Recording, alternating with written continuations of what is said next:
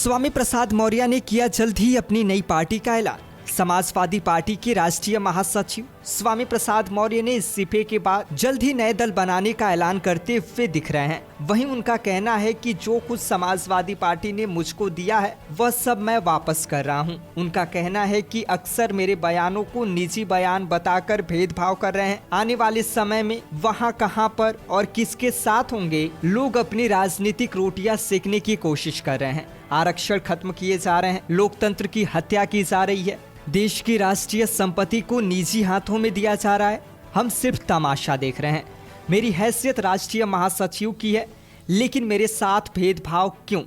मुझे नहीं चाहिए। उन्होंने कहा कि मुझे सम्मान दिया है तो मैं बताओ।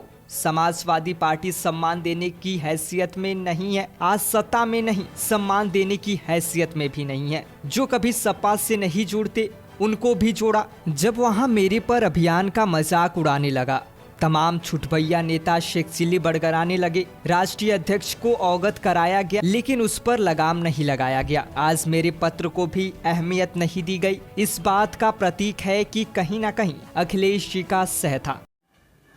लोग अपनी राजनीतिक रोटियां सेकने की कोशिश कर रहे हैं।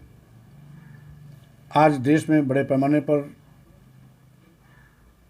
बेरोजगारी है, महंगाई है, गरीबी, लाचारी है। अनुसूचित जात, अनुसूचित जनजात और पिछड़ों के आरक्षण खत्म किए जा रहे हैं। जातिवार जनगणना की लंबे अरसे से मांग चल रही है।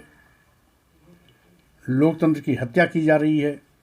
ईडी, सीबीआई, इनकम टैक्स का दुरुपयोग किया जा रहा है। देश की राष्ट्रीय संपत्तियों को निजी हाथों में भेजा जा रहा है। इन सारी चीज़ों को देखते हुए हमें जहां सड़क पर निकल कर लड़ाई लड़नी चाहिए, हम केवल घर बैठ करके तमाशा देख रहे हैं। अनुरोध करने के बावजूद भी उस पर एक कदम भी चलने की कोशिश नहीं की गई है।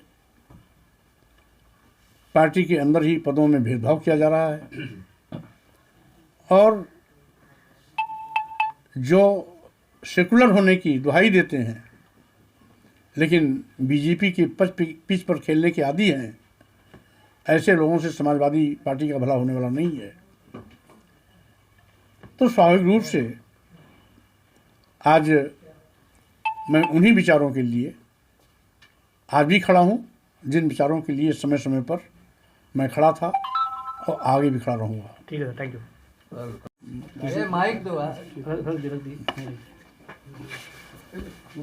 सर, स्वामी प्रसाद मौर्य जी को जो आरोप अखिलेश यादव लगा रहे हैं, इसको कैसे देखते, क्या कहना चाहेंगे? पहली बात तो उन्होंने आरोप क्या लगाया है उसकी विरोध जानकारी नहीं है। हाँ, पत्रकारों के माध्यम से मालूम हुआ है कि उन्होंने कहा है कि मैं किसी के दिल में क्या है उसको कैसे जान सकता हूँ। दिल में जाने और जानने की ज़रूरत नहीं है। 13 फरवरी को जो मेरा इस्तीफा पत्र है उसमें सब स्पष्ट है।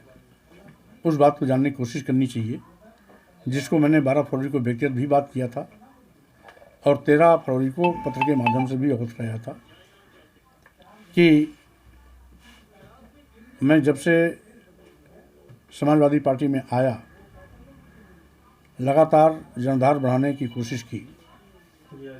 पहले ही दिन मैंने नारा दिया था 85 तो हमारा है, 15 में भी बंटवारा है।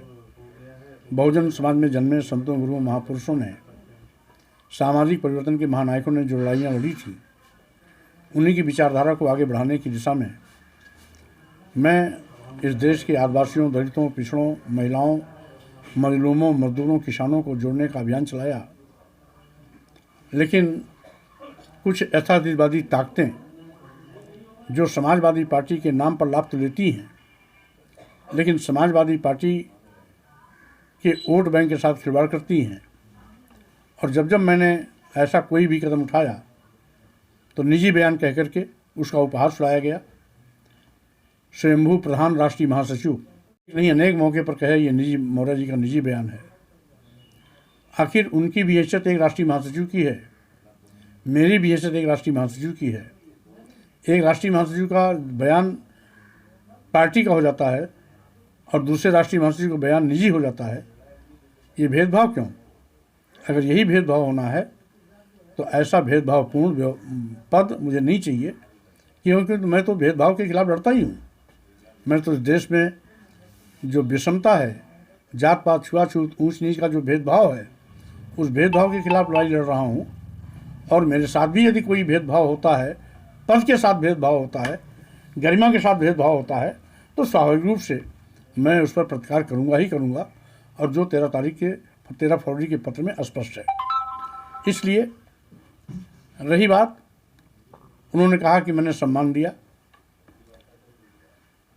तो मैं ये बताना चाहता हूँ कि समाजवादी पार्टी आज सत्ता में नहीं है, सम्मान देने की हैसियत में नहीं है। और अगर देने लेने की बात आई तो 2022 के पहले समाजवादी पार्टी के पास मात्र 45 विधायक थे। मेरे आने के बाद समाजवादी पार्टी के विधायकों की संख्या 111 हो गई।